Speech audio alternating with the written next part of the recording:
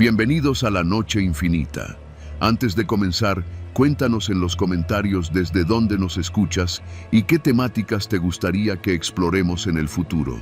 Leemos cada mensaje con atención y siempre tomamos en cuenta sus sugerencias para los próximos relatos. Sin nada más que decir, comencemos. Mi nombre es Hugo y esta historia ocurrió hace 5 años, cuando trabajaba en el turno nocturno de recolección de basura en la Ciudad de México. Era un trabajo que me ayudaba a llevar comida a la casa, pagar la renta de un cuarto en Iztapalapa y de vez en cuando invitar a mis hijos al cine los domingos. No me daba lujos, pero me alcanzaba para vivir, o para sobrevivir, más bien. En esos años trabajábamos en camiones del gobierno, de esos grandes con compactador hidráulico. Yo era el que manejaba y también el que organizaba las rutas junto con los demás del equipo. Éramos 4. Chucho, que tenía más de 20 años en esto y que ya no se sorprendía por nada. El gordo Rivas, que se la vivía tragando lo que se encontraba si todavía estaba entero. Y el flaco, un chavito de 20 años que apenas había entrado, bien callado, medio raro, pero cumplidor. Esa noche nos tocaba la ruta de las colonias cercanas al Metro Portales. La lluvia acababa de pasar y las calles estaban húmedas, con ese olor a tierra mezclada con gasolina que solo en esta ciudad existe. Como siempre, íbamos con las luces altas y la música de la camioneta a volumen medio para mantenernos despiertos. Las primeras horas pasaron sin nada fuera de lo normal. Bolsas reventadas por los perros, colchones orinados, una cabeza de muñeca quemada y hasta un costal con gatos muertos. El flaco se cubrió la nariz con su pañuelo, pero los demás ya ni hacíamos gestos. El horror cotidiano, como decía Chucho. Llegamos al cruce de la calle Antillas y Nicolás San Juan. Ahí hay un conjunto de edificios medio viejos, pero todavía habitados. Gente de clase trabajadora, departamentos chiquitos, muchos niños. Ya sabíamos que ahí siempre había bolsas de más, porque los vecinos no sacaban la basura a tiempo y luego nos las aventaban a escondidas desde las ventanas. Eran como las 2 de la mañana cuando empezamos a cargar las bolsas. El compactador ya iba a la mitad, pero todavía cabía. Yo estaba en la cabina, manejando lento mientras los demás aventaban cosas. De pronto, escuché un golpe seco, distinto a los demás, como si algo duro hubiera rebotado contra el metal. Chucho se asomó y gritó: ¡Apágalo! ¡Apágalo! Frené y bajé de inmediato. Todos estábamos ahí, rodeando el compactador. Chucho se metió por un costado, mientras Rivas alumbraba con su linterna. «No mames», dijo Chucho en voz baja. Me acerqué. Lo que vimos fue una suela escolar, de esas negras, con la parte del talón aplastada. Era de un niño, claramente, pero no era solo eso. Del zapato escurría algo oscuro. Sangre. Todos nos quedamos callados por un momento. El único que se movía era el flaco, que se había quedado más atrás, con la mirada clavada en el piso. Chucho sacó el zapato con una vara y lo puso en una caja de cartón vacía. Yo, sin saber bien qué hacer, marqué al número de emergencias. ¿Estás seguro de que hay restos humanos?, preguntó la voz de la operadora. No lo sé, pero hay un zapato de niño con sangre. Acabamos de compactar una tanda de bolsas, podría haber algo más. Nos pidieron esperar. Yo me alejé unos metros para dar bien la ubicación. Al regresar, me di cuenta de que los demás estaban raros. Chucho ya no hablaba, Rivas se había sentado en la banqueta y sudaba a chorros. Y el flaco ni siquiera volteaba a vernos. Solo seguía mirando hacia el compactador, con los brazos cruzados. Media hora después, llegó una patrulla y un par de oficiales. Revisaron la caja, se asomaron al compactador con linternas y pidieron apoyo forense. Nosotros nos hicimos a un lado. Yo ya sabía que esa noche no íbamos a terminar la ruta. Los peritos tardaron. Llegaron después de las 3 y se pusieron guantes, mascarillas, todo. Bajaron la compuerta hidráulica con cuidado y uno de ellos metió una cámara larga. Tardaron varios minutos. Cuando salieron, nos apartaron. Uno de ellos nos dijo: «Vamos a llevarnos el camión al corralón, no lo pueden usar más esta noche». «¿Encontraron algo?», preguntó Chucho. El forense dudó un segundo y luego respondió sin vernos. No les podemos dar detalles, pero esto va para largo. Mejor vayan a casa. Y se fueron. Nos quedamos ahí, los cuatro, sentados en la banqueta como si fuéramos niños regañados. El flaco no decía nada. Apenas se movía. Esa fue la última vez que trabajamos juntos. Al otro día nos citaron en oficinas centrales. No nos dijeron nada oficial, pero todos lo sabíamos. El camión había masticado algo, y ese algo no era basura. Chucho pidió su cambio a otra delegación. Rivas simplemente no regresó. Yo tuve que firmar un documento de confidencialidad. Nunca me explicaron por qué, pero tampoco quise preguntar. Lo raro vino después. Como a la semana, vi una nota en Facebook. Era una publicación de una señora de la colonia buscando a su hijo de 8 años. Decía que había desaparecido el mismo día que nosotros pasamos por ahí. La foto del niño traía puesto un uniforme escolar y en los pies unos zapatos negros, gastados, con el talón aplastado, idénticos al que encontramos. Quise escribirle a la señora, contarle lo que vi, pero no pude. No tenía pruebas y además algo me decía que no debía meterme. Al final solo compartí la publicación. Desde entonces no he podido volver a ver un camión de basura sin pensar en esa noche, en cómo el compactador escupió ese zapato, como si fuera un grito que nadie quiso escuchar. Porque lo más terrible no fue lo que encontramos, fue ver cómo los demás bajaban la mirada, fingían que no habían visto nada y seguían trabajando, como si fuera solo un zapato más, como si fuera normal.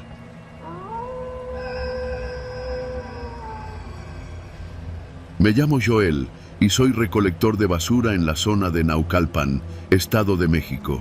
Trabajo en un camión de limpia que cubre colonias como San Rafael Chamapa, El Molinito y partes de Lomas Verdes. Mi turno es el nocturno, el más pesado, pero también el mejor pagado. A esas horas ya no hay tráfico y los vecinos, aunque estén medio dormidos, nos dan una lana por llevarnos su cochinero. En mi equipo somos 3. El chofer se llama Ramiro, un güey flaco, callado, que siempre está mascando chicle y escuchando cumbias en su bocina portátil. Luego está el Chispa, un morro que apenas cumplió 20, que nunca se calla y siempre anda preguntando puras estupideces. Y luego estoy yo, el más viejo del grupo, con mis 39 años encima y la espalda hecha pedazos de tanto cargar bolsas mal cerradas, llenas de botellas, comida podrida y quién sabe qué más. Todo iba normal esa noche. Empezamos en Chamapa como siempre, subiendo la basura que la gente ya había dejado en las esquinas. Algunos nos daban tamales o un vaso de atole, cosa que se agradece con el frío. Ya eran como las 2 de la madrugada cuando entramos a una privada medio escondida en la colonia Valle Dorado. Era una calle empinada, con unas casas viejas y un par de perros callejeros acostados bajo un poste de luz que parpadeaba. Justo en la entrada, junto a unos tambos azules, había unas bolsas negras grandes, de esas industriales. En cuanto el Chispa se acercó a una, hizo una mueca. «Hijo de su madre, esta madre huele horrible», dijo, tapándose la nariz con la camiseta. Yo me acerqué y sí, el olor era jodido. No a basura normal, no a pañales o sobras de comida. Number. Aquello olía a carne cruda, a vísceras, pero con ese toque dulce y empalagoso que tiene la sangre cuando se empieza a descomponer. Y lo peor era que no era solo una bolsa, eran como 5, apiladas en un rincón. «¿Qué hacemos?», preguntó Chispa. «¿Sí las subimos?». «Claro», dije. «No vamos a dejar eso aquí». Nos pusimos los guantes de goma gruesa y comenzamos a subirlas al camión. Cada bolsa pesaba como 20 kilos. Y al moverlas sentías el contenido moverse dentro, como si fueran partes sueltas, huesos flotando en algún tipo de líquido. Una se rompió un poco por una esquina, y de ahí escurrió un líquido oscuro, espeso, con un olor que casi me hizo vomitar. «Ah, no mames, güey, esto no es comida echada a perder», dijo Chispa, alarmado. Yo no dije nada, pero lo pensé. Aquello parecía otra cosa. No era grasa de carnitas ni tripas de pollo. El color era más oscuro, más espeso, como sangre coagulada. Seguro es carne pa' perro, pero ya podrida, dijo Ramiro desde la cabina. ¿Y quién chingados tira 5 bolsas de carne pa' perro así nomás?, le respondí. Gente rara, murmuró. Seguimos la ruta, pero el olor ya se había metido a nuestras narices. Y lo peor fue cuando el camión pasó por un tope muy alto y una de las bolsas se reventó dentro del contenedor. El olor fue insoportable. El Chispa se vomitó por la ventana. Yo me puse un trapo en la boca. Ramiro bajó la música por primera vez en toda la noche. Esta madre no está bien, dije. ¿Y qué quieres hacer?, respondió Ramiro. ¿Bajar las bolsas? ¿Llamar a la policía? ¿Y si sí? ¿Y qué les vamos a decir? ¿Que encontramos basura que huele feo? Nos quedamos callados. Llegamos al tiradero de basura en el bordo de Xochiaca como a las 3. Ahí es donde soltamos todo en un terreno gigante lleno de montañas de basura. Los sopilotes ya nos estaban esperando, como siempre. Pero cuando abrimos la compuerta y las bolsas cayeron al montón, algo cambió. Unos perros que siempre están por ahí, esos flacos callejeros, empezaron a acercarse. Pero esta vez no se quedaron merodeando. Esta vez fueron directo a las bolsas rotas, las rasgaron con los dientes, empezaron a jalar lo que había adentro, y fue ahí que lo vimos. Un brazo, no un brazo de vaca, no un hueso de cerdo, un brazo humano, de mujer, tatuado con una flor y con las uñas pintadas de rojo, entero, tirado ahí como si fuera desperdicio de carnicería. El Chispa gritó. Yo me quedé paralizado. Ramiro solo murmuró, vámonos a la verga. Subimos al camión y nadie dijo nada durante los siguientes minutos. Todos estábamos pálidos. La cumbia de la bocina seguía sonando, pero a volumen bajo, como si hasta la música supiera que algo estaba mal. No sabíamos si llamar a la policía, no sabíamos si hablarle al supervisor. Lo que sí sabíamos era que ya no era basura común. Lo que habíamos tirado eran restos humanos, y nos habíamos convertido sin querer en cómplices de algo horrible. Llegamos a la base en silencio. Nadie habló de eso. Cada quien se fue a su casa con la cara tensa, las manos temblorosas. Dormí apenas 1 hora esa mañana. Me levanté con un nudo en el estómago. Prendí la televisión, las noticias, nada. Ni una sola mención de algún cuerpo encontrado en el tiradero. Nada sobre una persona desaparecida, como si nunca hubiera pasado. A las 2 de la tarde me llamó Ramiro. ¿Ya viste al Chispa? ¿Qué? No contesta el teléfono. No vino hoy. ¿Y si está enfermo? No, güey. Me dijo ayer que iba a ir a ver a su mamá en la mañana. Nunca llegó. Lo reportaron como desaparecido esa misma noche. Días después, encontraron su moto abandonada cerca del bordo. Su celular sin batería, tirado en un canal. Pero de él, nada. Yo no dije nada. No podía. Ni a mi esposa, ni a nadie. Pero esa noche, cuando Ramiro y yo volvimos a la ruta, pasamos de nuevo por la privada de Valle Dorado. Y ahí estaban los mismos tambos azules. Esta vez con una sola bolsa negra, gorda, que olía igual de fuerte.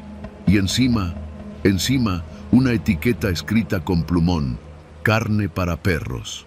Ramiro me vio, yo lo vi, y por primera vez dimos la vuelta y no la recogimos. Esa bolsa sigue apareciendo ahí, dicen otros recolectores, 1 vez por semana, siempre igual, siempre con el mismo olor, el mismo color de bolsa, el mismo letrero. Y yo ya no recojo nada que huela así, porque una cosa es recoger basura y otra muy distinta es recoger los restos de alguien que no debió ser olvidado tan fácilmente.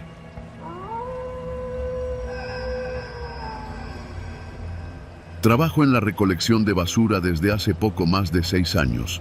Soy lo que muchos llaman el del camión, ese que ves colgado atrás, con el chaleco fosforescente, levantando bolsas negras a deshoras. A esa hora la ciudad es otra, más callada, más oscura, más honesta. Lo que la gente tira dice mucho de ellos, créeme. Bolsas que esconden botellas de alcohol vacías, pañales, cartas rotas, hasta libros de autoayuda llenos de moho. Todo tiene una historia, aunque pocos quieren contarla. Esa noche íbamos 3 en la cuadrilla. El chino, Beto y yo. Era nuestra cuarta ruta del turno y ya estábamos hartos. Lo único que queríamos era terminar rápido, comprar un café en el Oxxo de la esquina de Ermita y largarnos a casa. La calle estaba sola, como siempre a esa hora. Eran las 3:30, más o menos. El camión avanzaba lento sobre Sur 117, una calle con casas viejas, muchas tapiadas, donde los perros ladran desde detrás de láminas y la luz de los postes parece tener miedo de alumbrar. El contenedor estaba frente a una bodega abandonada, de esas con grafitis en la fachada y los vidrios rotos. Uno de esos de metal verde, de los grandes, con ruedas. No es raro encontrarlos llenos de cascajo, colchones orinados o bolsas con comida echada a perder. Pero esa noche, algo era distinto. Lo supe por el olor. No era a basura, era algo más espeso, una mezcla entre carne cruda, sudor y algo metálico, como el olor de una moneda vieja. Aquí se pasaron de lanza, dijo Beto mientras se tapaba la nariz con la manga. El chino, siempre valiente, levantó la tapa sin esperar órdenes. Yo no vi nada al principio, solo escuché un quejido. No fue un lamento normal, era como un animal herido, pero más contenido, como si lo estuvieran obligando a no hacer ruido. El chino se echó para atrás y eso me asustó. Ese cabrón una vez encontró un brazo en una bolsa y ni se inmutó, pero esta vez palideció. «Hay alguien adentro», dijo, retrocediendo con los ojos muy abiertos. Me acerqué. Lo juro por mis hijos. Vi algo que no quiero volver a ver nunca. Era un hombre, vivo, con los ojos vendados con lo que parecía ser una camiseta blanca, ahora negra de mugre. Tenía la boca abierta, jadeando como si acabara de correr una maratón. Cuando lo vimos, se sacudió y trató de gritar, pero solo salía aire. No había voz. Y entonces lo notamos. Le faltaba la lengua.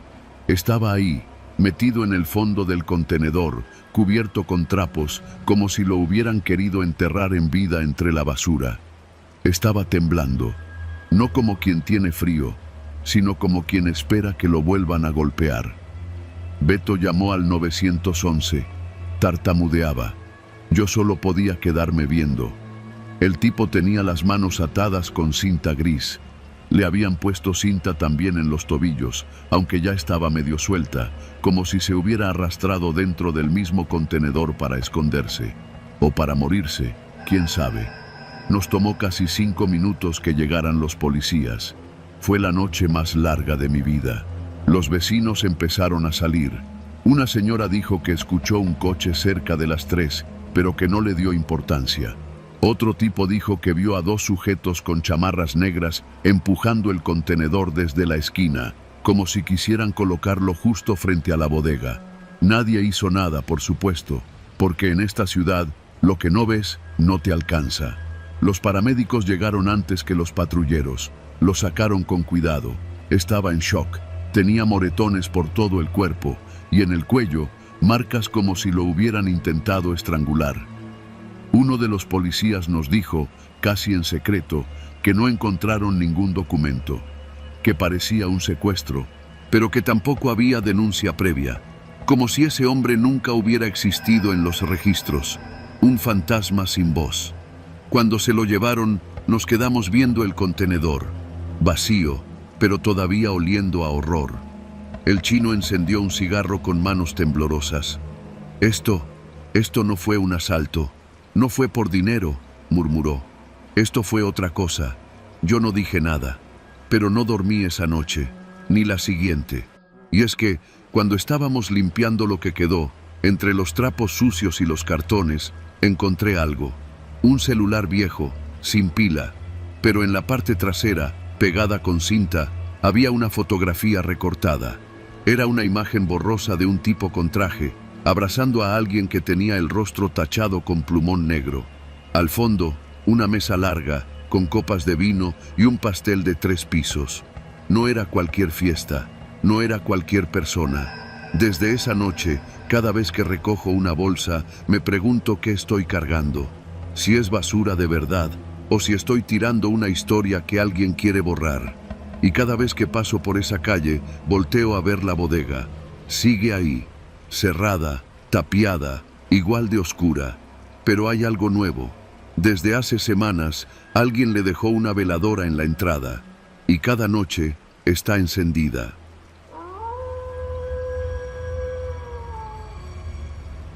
Me llamo Heriberto y trabajo como recolector de basura en una delegación de la Ciudad de México. De esas que todavía parecen más pueblo que ciudad, con casas pegadas, calles angostas y vecinos que se conocen por nombre y por chismes. Llevo más de 20 años en esto y aunque he visto cosas raras, cosas que preferirías no encontrar en una bolsa negra, nunca había vivido algo que me partiera tan profundo por dentro. Mi ruta es de las pesadas. Comienza desde las 5 de la mañana y termina como a la 1 de la tarde, abarcando varias colonias del sur, San Andrés, Barrio San Miguel, algunas partes de la Candelaria. Las calles son empinadas y los tambos siempre están hasta el cuello de basura. Mi compañero más cercano se llama Toño, un chavo más joven que yo, buena onda, de esos que todavía creen que el mundo puede mejorar. Luego está el conductor, el viejo Matías, que apenas baja del camión porque la cadera ya no le da. Todo empezó una mañana de martes. Martes de perros muertos, así le decimos en broma, porque es el día en que más veces nos toca encontrar animales en bolsas. Gatos, gallinas, hasta iguanas nos han salido. Pero ese martes, ese fue distinto. Íbamos en la colonia San Andrés, una privada sin pavimentar que siempre huele a tierra mojada y orines de perro.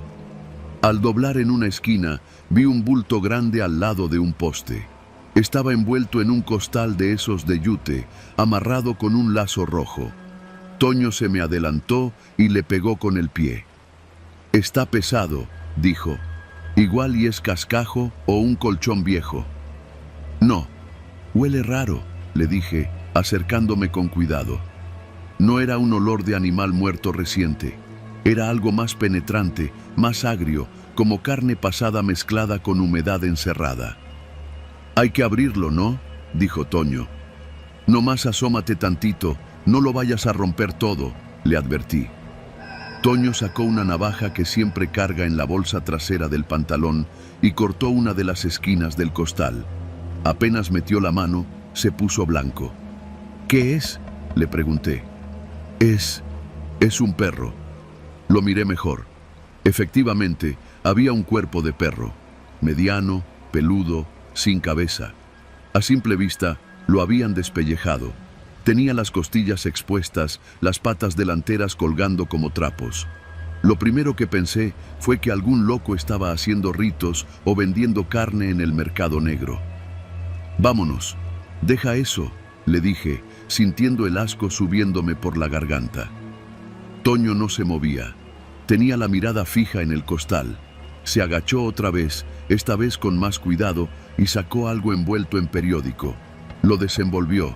Era un collar rojo con una medallita en forma de hueso. La cara de Toño se transformó en algo que nunca le había visto. Dolor, puro dolor sin disimulo. «Es Rocky», dijo, con la voz rota. «Es mi perro. Se perdió hace una semana. Yo no supe qué decir. Nomás me quedé parado ahí, sintiendo que el mundo se me encogía en el pecho. ¿Estás seguro, güey? No será otro igual», intenté, pero ya sabía la respuesta. Toño se agachó y metió ambas manos al costal. Levantó el cuerpo como si fuera un niño dormido.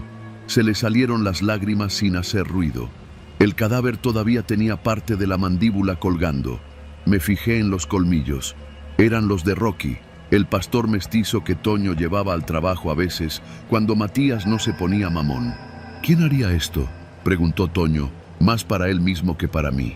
No contesté, pero una parte de mí ya estaba haciendo las cuentas. Esa zona tiene de todo, pero últimamente habían llegado unos tipos nuevos a la privada. Un taller que nadie sabía bien a qué se dedicaba, porque siempre estaba cerrado y con las ventanas tapadas. Solo veíamos salir a 3 hombres, uno gordo, uno calvo y otro con una camiseta del América todo el tiempo, aunque hiciera frío. A veces nos dejaban bolsas llenas de restos como si fueran de cocina, pero cuando uno abría para revisar, porque es parte del protocolo revisar lo que pesa más de 20 kilos, se encontraba cosas raras, huesos pequeños, uñas, plumas, hasta un diente de leche nos salió una vez. Toño dejó a Rocky dentro del camión, con cuidado, envuelto en una cobija vieja. Nos sentamos un rato en una banqueta, no dijimos mucho, solo lo necesario para no quebrarnos. ¿Y si fueron ellos?, me preguntó. Asentí. No tenía pruebas, pero el estómago ya me estaba gritando que sí. Esa noche, después de la jornada, Toño no se fue a su casa. Lo acompañé al taller. Caminamos sin uniforme, con ropa de civil. El lugar estaba cerrado, pero se escuchaba música desde adentro. Toño me dio una palmada en la espalda. Espérame aquí. Solo quiero hablar. No le hice caso. Me metí con él. Empujamos la reja del taller. No tenía candado puesto, solo un gancho oxidado. Entramos al patio, donde olía a metal caliente y grasa rancia. Al fondo, una luz fluorescente iluminaba la entrada principal.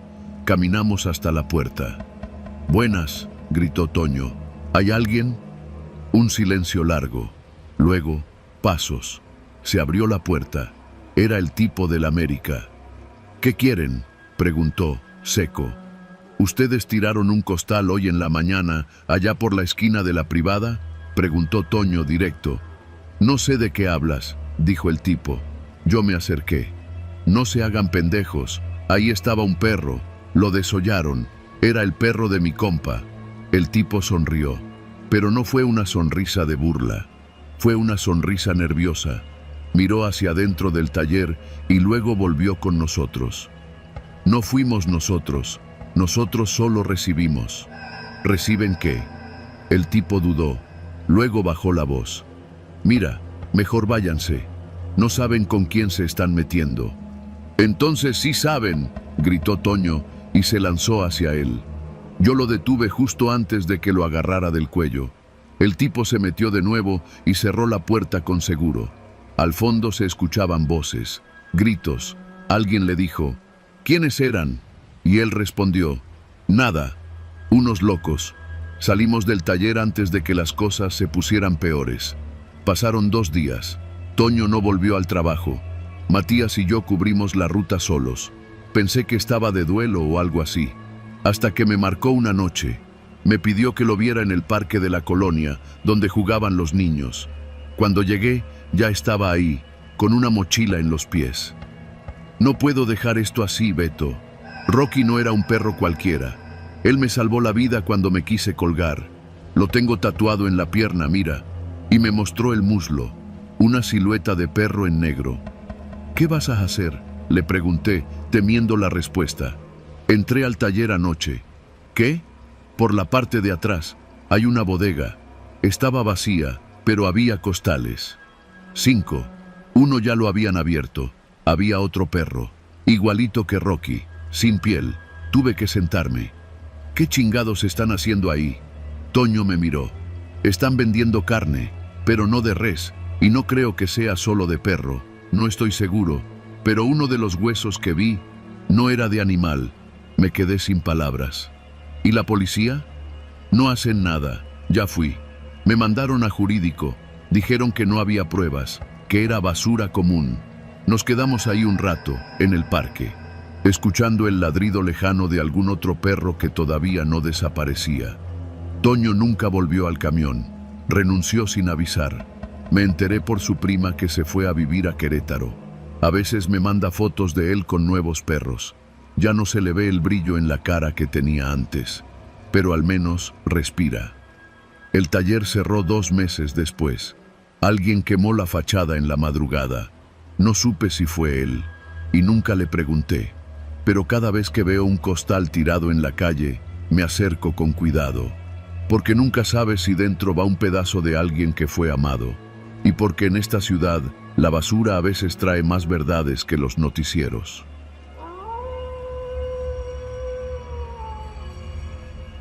Eran las 3 de la mañana cuando subí al camión. Yo iba medio dormido, con los audífonos puestos y el uniforme de la empresa de limpieza todavía manchado de grasa.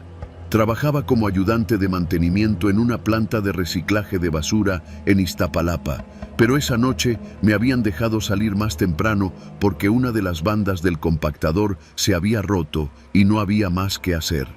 La base del transporte nocturno estaba sobre Periférico, justo a un costado de un Oxxo cerrado y un campo de fútbol con las luces apagadas. El camión era uno de esos que usan para trasladar a personal de empresas, largo, con bancas duras y el logo descolorido de la compañía de limpieza en los costados. La mayoría de los que iban ya estaban dormidos o en su mundo, igual que yo. Me senté cerca de la puerta trasera, donde el aire se colaba más frío y olía todavía a mezcla de basura húmeda y cigarro barato. No sé cuántos íbamos, pero fácil éramos más de 20. Casi todos venían de la misma zona industrial, de otros turnos en la noche. Gente de esas que no tiene tiempo para platicar ni para quejarse. Puro trabajador con la mirada vencida. El chofer era un tipo callado, de unos 50 años. Se llamaba Tito, creo, aunque nadie le decía así.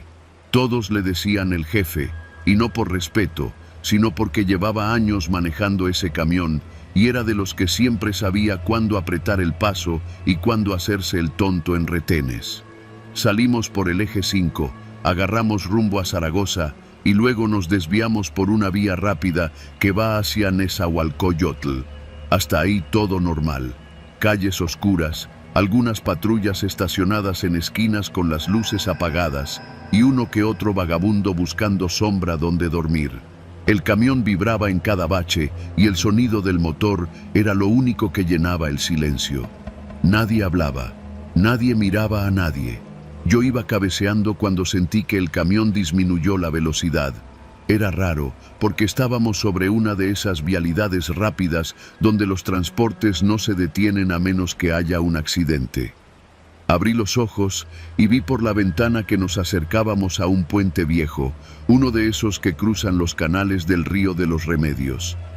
El chofer apagó las luces delanteras por completo, como si no quisiera llamar la atención. Fue entonces que lo vi. A la orilla del río había una patrulla estacionada, sin luces, medio escondida entre los árboles.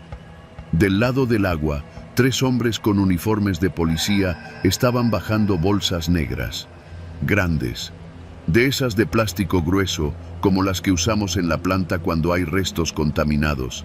Pero estas no eran bolsas normales. Estaban hinchadas, pesadas, y los policías las cargaban entre 2 para lanzarlas al río. Yo no fui el único que lo vio. Uno de los muchachos que iba 2 bancas adelante también se incorporó. Luego otro, uno más. Todos empezamos a murmurar bajito, como si necesitáramos confirmar que estábamos viendo lo mismo. Incluso una señora que iba hasta atrás soltó en voz baja: «Eso no es basura». Y en ese momento, el chofer frenó en seco y se paró de su asiento. Se giró hacia nosotros. No encendió la luz interior, solo se le veía la silueta, pero su voz no la voy a olvidar jamás. «¡Se callan todos!», gruñó con un tono que no admitía discusión. «Nadie vio nada, nadie dice nada». ¿Quedó claro? Nadie respondió. Nadie lo retó. El silencio se apoderó del camión como si alguien hubiera apagado el mundo. El chofer regresó a su asiento, encendió el motor y avanzó lento, sin luces, como un fantasma rodando entre sombras. Cuando pasamos junto a la patrulla, uno de los policías se giró hacia nosotros. Tenía algo en las manos. No vi bien qué era. Podía ser una lámpara o un arma. Lo que sí recuerdo es que nos observó durante varios segundos, con calma, como si supiera exactamente cuántos éramos y dónde nos habíamos sentado. Después de unos metros, el camión volvió a encender las luces. El chofer no dijo ni una palabra más. Nadie volvió a mencionar nada. Algunos se bajaron antes de su parada, otros simplemente dejaron de mirar por la ventana. Yo sentí que me faltaba el aire. Miré mi uniforme y me pregunté si me había metido en algo que no podía entender. Esa noche no dormí. Al día siguiente, Pregunté a uno de los compañeros de la planta si había escuchado algo sobre cuerpos en el río. Me miró raro. ¿Cuerpos?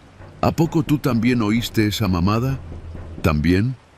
Un vato del turno de la tarde dice que su primo, que es barrendero en la Gustavo A. Madero, encontró una bolsa negra flotando cerca del canal. Dicen que adentro venía un torso, solo el torso, sin brazos ni cabeza. Me quedé helado. No sabía qué decir.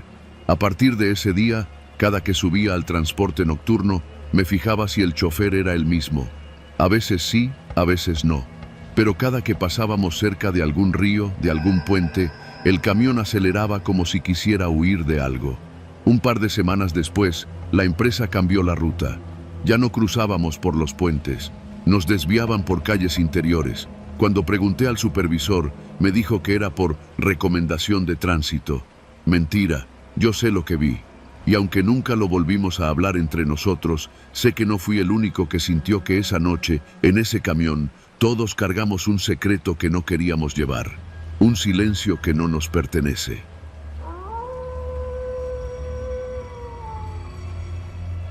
Trabajo como recolector de basura desde hace más de 10 años. No porque me encante, sino porque me acostumbré. Es un oficio que huele feo, pero paga constante.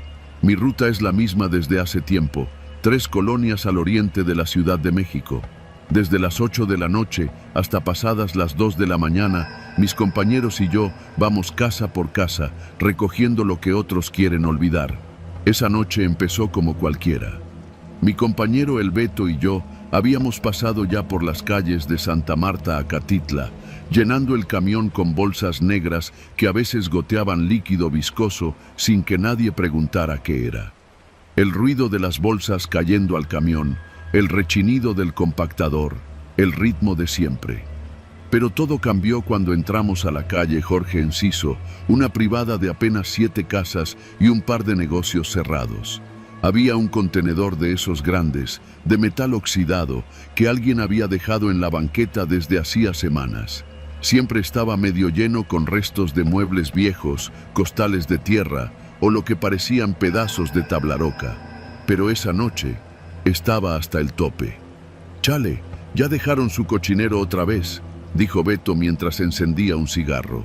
Me acerqué con el gancho de metal en la mano, listo para jalar las bolsas grandes, cuando noté que no eran bolsas. Era papel. Cientos de hojas impresas, algunas arrugadas, otras con marcas de tierra y humedad. Al principio pensé que era basura de alguna oficina, documentos viejos, pero cuando levanté una hoja al azar, sentí un vacío en el estómago. Era una foto, una mujer joven, con el rostro cubierto de golpes, sentada en una silla de plástico blanca. En su frente, escrita con marcador negro, estaba la palabra basura. «¿Qué madres es esto?», dije, mostrando la foto a Beto. «Es fake, ¿no? Se ve montada. Pinches enfermos», respondió, pero al ver dentro del contenedor su expresión cambió por completo. Ahí estaban, cientos, tal vez miles de fotos, algunas en color, otras en blanco y negro. Mujeres distintas, jóvenes, adultas, morenas, güeras, todas con esa maldita palabra escrita en la frente. Algunas lloraban, otras parecían inconscientes. En más de una foto se veía una pared de fondo, la misma en varias imágenes, color crema, con una mancha oscura en forma de cruz. «Esto no es normal, Beto, no es basura común». El cabrón no dijo nada, solo encendió otro cigarro con manos temblorosas. Sabíamos que no debíamos tocar nada, que esto era cosa de la policía. Pero cuando trabajas recogiendo los restos de la ciudad, entiendes rápido que hay cosas que nadie va a investigar. Y sin saber por qué, empezamos a revisar. Aventamos una lona al suelo y comenzamos a sacar las fotos con cuidado. Muchas tenían nombres escritos al reverso. Leti, 20 años. Marcela, 34. Ana, no habla español. Karen, desaparecida. Parecían fichas de un archivo. Había más de una con la misma mujer en diferentes poses. Algunas estaban sentadas, otras de pie, otras llorando, siempre con la palabra basura escrita en la frente. Algunas incluso tenían números en la esquina inferior, como si fueran parte de una serie. Yo ya no sentía miedo, sentía rabia, asco. El contenedor tenía un olor fuerte, pero no a basura. Era un olor metálico, como a sangre seca. Uno que no olvidas cuando has levantado cadáveres de perros atropellados. Esto está mal, dije. Hay que llamar a alguien. ¿Y decir qué? ¿Que sacamos evidencia de un pinche contenedor ilegal? ¿Crees que los polis van a hacer algo? Al rato nos echan la culpa a nosotros. Y tenía razón, porque así pasa. Porque la gente como nosotros no denuncia, solo recoge y olvida. Pero esa noche algo no nos dejaba irnos. A las 2 de la mañana todavía estábamos ahí. Recogimos todo lo que pudimos y lo metimos a la parte trasera del camión, debajo de otras bolsas. No hablamos en todo el camino de regreso. Beto se bajó en su casa sin despedirse. Yo manejé hasta mi colonia, dejé el camión estacionado y me llevé una caja llena de fotos a mi cuarto. No podía dormir. Me senté en el suelo con una lámpara de escritorio y estuve mirando una por una, tratando de encontrar patrones. Algo que me dijera quién había hecho eso. A las 4:30 de la mañana encontré lo que parecía una pista. En varias de las fotos, en la esquina inferior, había un número de serie y lo que parecía una dirección impresa. Propiedad del Centro de Readaptación Social de Iztapalapa. ¿Una prisión? ¿Qué carajos tenía que ver una prisión con esto? A la mañana siguiente, fui directo al Cerezo de Iztapalapa. No pasé más allá de la reja, pero le pregunté al guardia si había alguna área de talleres o archivos con fotos. Me dijo que sí, que los internos a veces trabajaban en cosas como digitalización de expedientes, pero que no podía decirme más. Ahí entendí que esto venía desde dentro. Me fui con el estómago hecho nudo. No sabía a quién decirle. Pensé en denunciar de forma anónima, pero no sabía ni cómo hacerlo. Entonces me llegó la idea más idiota y peligrosa que se me pudo ocurrir. Volver al contenedor esa noche. Eran las 10:30 cuando llegué. Me estacioné a media cuadra. Llevaba una lámpara, una gorra, un bat de madera y el corazón latiéndome en las orejas. El contenedor seguía ahí, pero estaba vacío. Sin embargo, al acercarme, vi que alguien lo había movido unos metros, como si lo hubieran abierto desde abajo. Y ahí estaba la tapa falsa, una compuerta soldada por dentro. La golpeé con la bota. Hueca. Traté de forzarla, pero no cedía. Fui por la lámpara al camión y entonces vi algo. Una cámara de vigilancia, oculta entre los cables de un poste, grabando directamente hacia el contenedor. Corrí. Esa noche no dormí. A las 4 de la mañana recibí un mensaje de un número desconocido. Decía: eso no era para ustedes. Aléjate. Le tomé foto al mensaje. Apagué el celular. Me senté en la oscuridad de mi cuarto y entendí lo que pasaba. No era una casualidad. Ese contenedor no era un error. Era un mensaje, una advertencia para alguien. Tal vez para nosotras, para ellas, para quienes se atreven a denunciar o no obedecer. A la semana, Beto no vino a trabajar. Lo busqué. No contestó. Fui a su casa. Estaba vacía. Me dijeron que lo habían visto con unos tipos de traje 2 días antes, que se fue sin decir adiós. Yo ya no recojo basura. Pedí mi cambio al turno de barrido de parques. Ya no quiero encontrar nada. Ya no quiero abrir bolsas ni mirar lo que la ciudad esconde. Pero cada tanto, cuando paso por alguna calle solitaria, me parece ver otra de esas fotos pegada a un poste, a la mitad de la noche. Siempre la misma palabra escrita con marcador negro, como un tatuaje final: basura. Y me pregunto cuántas más hay, cuántas más tiraron, cuántas están aún vivas, esperando que alguien las vea, que alguien haga algo. Pero la ciudad no escucha, solo traga y después escupe.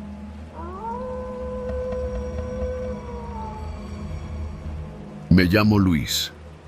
Antes de todo esto, antes de que no pudiera dormir sin dejar la luz del baño encendida, trabajaba recogiendo basura hospitalaria en la zona metropolitana del Valle de México. Era un empleo raro, pero pagaba bien, lo suficiente para rentar un cuarto en Nesa, pagar la pensión alimenticia de mi hija y todavía invitar una chela de vez en cuando. Empecé por necesidad, no por vocación. Lo encontré en un anuncio pegado afuera de una veterinaria. Empresa busca personal para recolección de residuos hospitalarios. Horario nocturno. Pago semanal. No se requiere experiencia. Solo con leer pago semanal ya sabía que iba a marcar. La empresa se llamaba Saneamientos Médicos Unidos. Sonaba a fantasía, como inventada.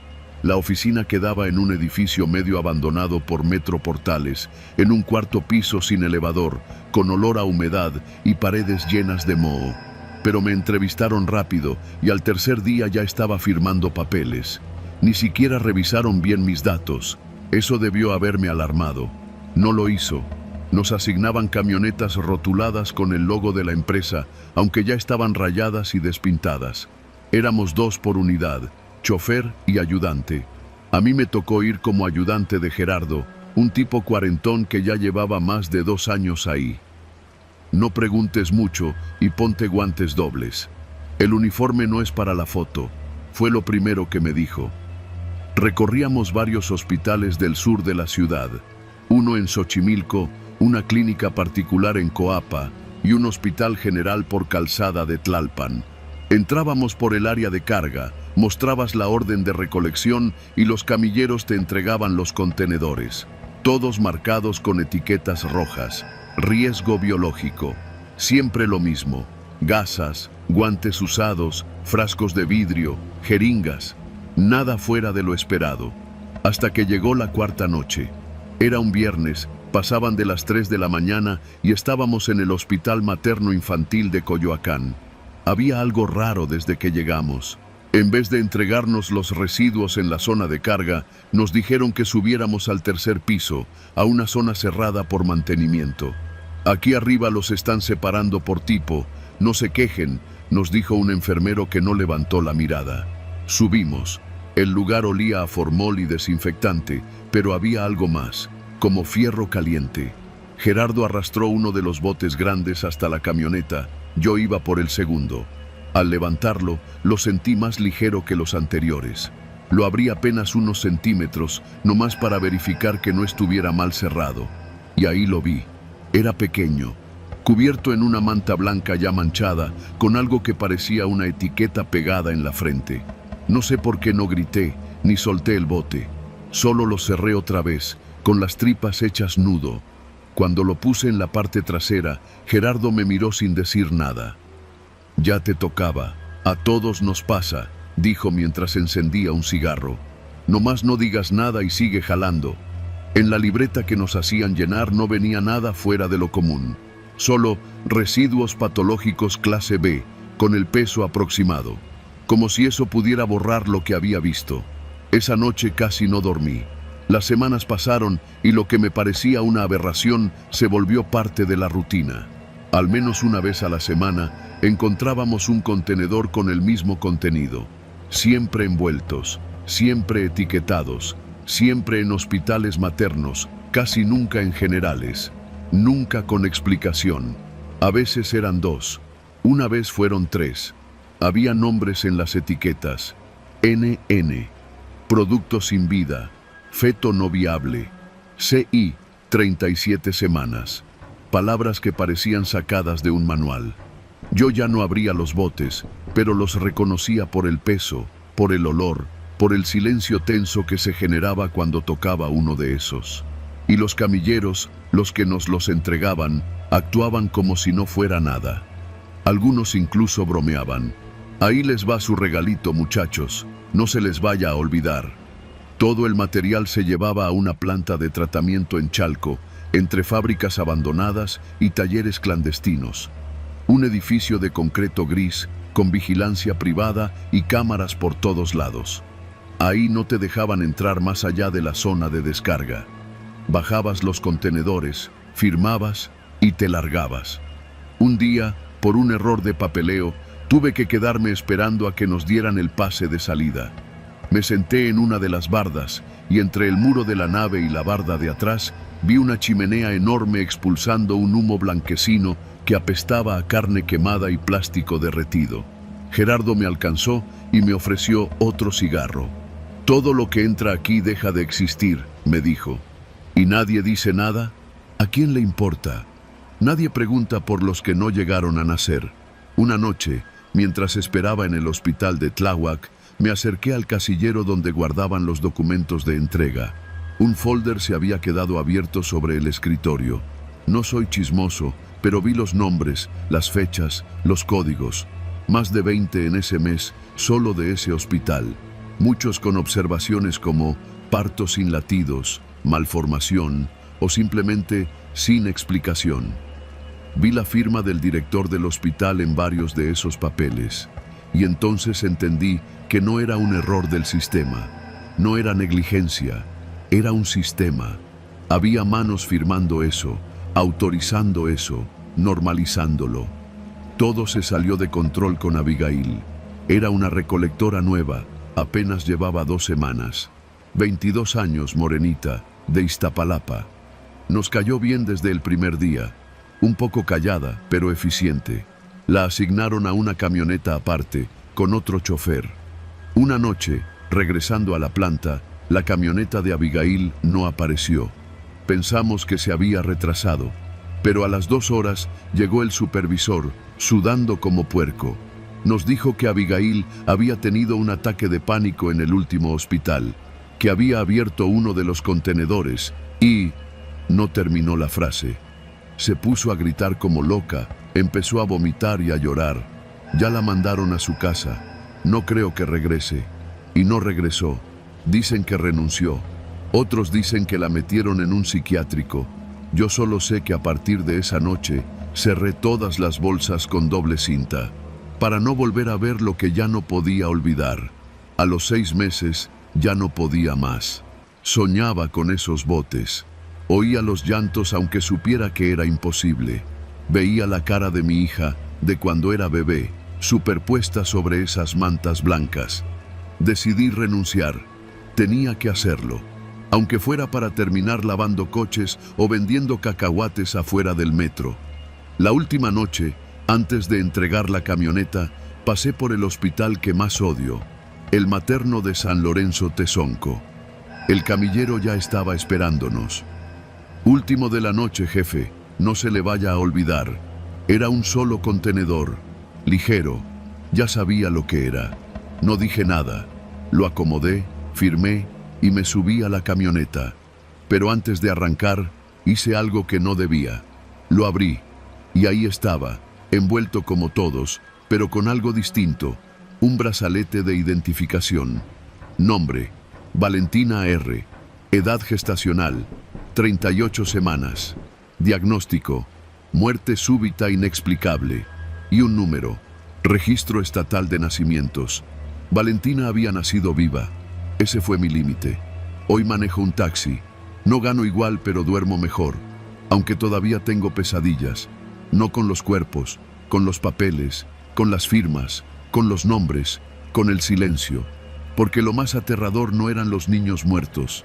Era que nadie, absolutamente nadie, parecía preguntarse por ellos.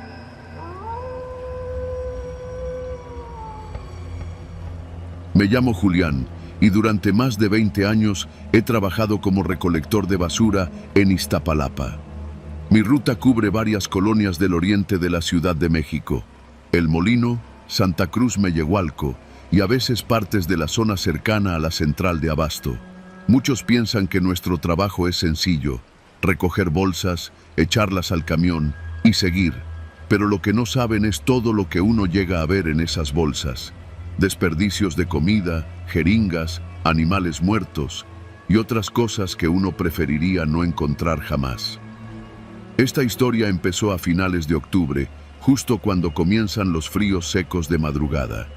Mis compañeros y yo nos encontrábamos en un turno habitual, comenzando a las 3 de la mañana para terminar antes de las 8.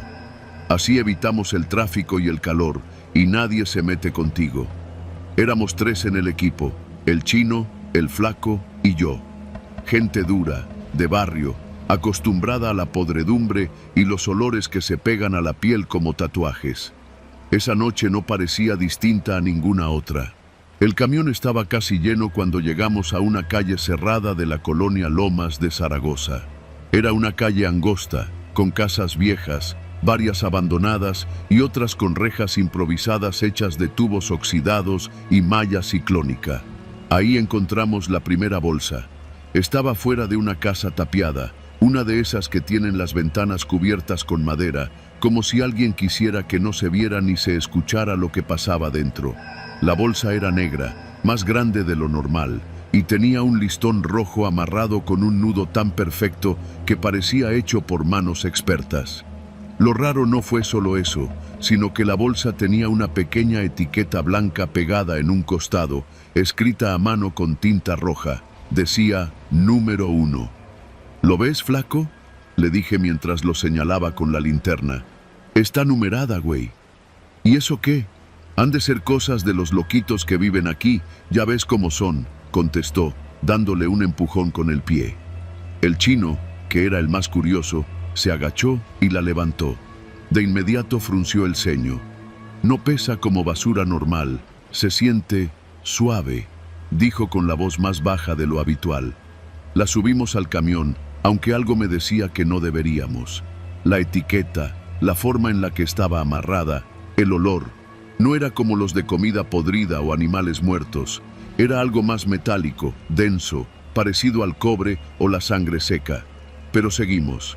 Esa misma noche, 3 calles más adelante, encontramos otra bolsa, igual de negra, igual de numerada. Esta decía número 2.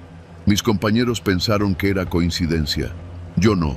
Las bolsas seguían apareciendo noche tras noche, todas frente a casas en apariencia abandonadas. Siempre cuidadosamente amarradas con listón rojo, siempre con etiquetas numeradas. Número 3, número 4, hasta que llegamos a la 10ª. Ahí fue donde todo cambió. Aquella noche hacía un viento raro. Las hojas secas se arrastraban solas por la calle y no se escuchaba ni un solo perro ladrar, lo cual en Iztapalapa es como decir que dejó de salir el sol. Encontramos la 10ª bolsa frente a una vecindad derrumbada. La etiqueta colgaba, medio suelta, y el listón estaba manchado con algo que parecía óxido. El chino, por necio, decidió abrirla. «Ni se te ocurra», le advertí, pero ya era tarde. Cortó el nudo con su navaja y se agachó. La abrió solo un poco, lo suficiente para ver el interior. Lo que sacó, no lo voy a olvidar nunca. Era un muñeco del tamaño de un niño pequeño, pero no era de trapo. Estaba hecho con carne, piel cosida con hilo grueso y las articulaciones reforzadas con alambres de cobre retorcidos. La cabeza estaba parcialmente cubierta con lo que parecían cabellos humanos. Los ojos eran canicas negras clavadas profundamente y una mueca cosida en los labios formaba una sonrisa falsa y grotesca. El chino se levantó de golpe, tropezando hacia atrás, y vomitó contra la banqueta. «No mames, Julián, eso no es un muñeco, eso era algo vivo». El flaco retrocedió. Quería correr, pero sus piernas no respondían. Yo saqué el celular y marqué al supervisor. No contestó. Decidimos irnos. No reportamos nada. No dijimos nada. Subimos la bolsa de nuevo al camión, cerramos el portón trasero y aceleramos. El trayecto de regreso al depósito fue tenso. Nadie hablaba. Todos pensábamos lo mismo. ¿A quién reportas algo así? ¿A la policía? ¿Y si dicen que fuimos nosotros? Esa fue la última noche que vimos al chino. 2 días después, no se presentó al trabajo. Ni una llamada. Su celular apagado. Fuimos a su casa en la colonia Desarrollo Urbano Quetzalcóatl. Nadie había sabido de él desde la noche de la bolsa número 10. Lo buscamos por todos lados. Nada. Un día después, apareció la bolsa número 11. Estaba exactamente frente a nuestra base de operaciones. Nadie la vio llegar. Nadie supo quién la puso. El listón estaba aún más sucio. Pero lo que me hizo arrodillarme de golpe no fue el muñeco dentro, sino que tenía el mismo tatuaje que el chino en el brazo derecho. Una víbora negra rodeando una calavera. «No puede ser», susurró el flaco, con los ojos abiertos como platos. Yo no dije nada. Apenas me aguantaba de vomitar. Nos tomamos el día libre. No reportamos, no tocamos la bolsa. Pero al día siguiente, cuando regresamos, ya no estaba. Ni rastro. Pasaron 3 noches sin novedades. Luego apareció la bolsa número 12 y después la 13. Así, cada 3 días, una nueva, siempre frente a alguna casa abandonada o lugar en ruinas. El patrón era claro, no eran casualidades. Alguien estaba enviando un mensaje. Empezamos a escuchar rumores entre los otros recolectores. Algunos decían haber visto cosas parecidas en otras zonas. Bolsas con muñecos hechos de restos humanos, costuras con hilo de cobre, como si alguien estuviera armando una colección de cuerpos diminutos.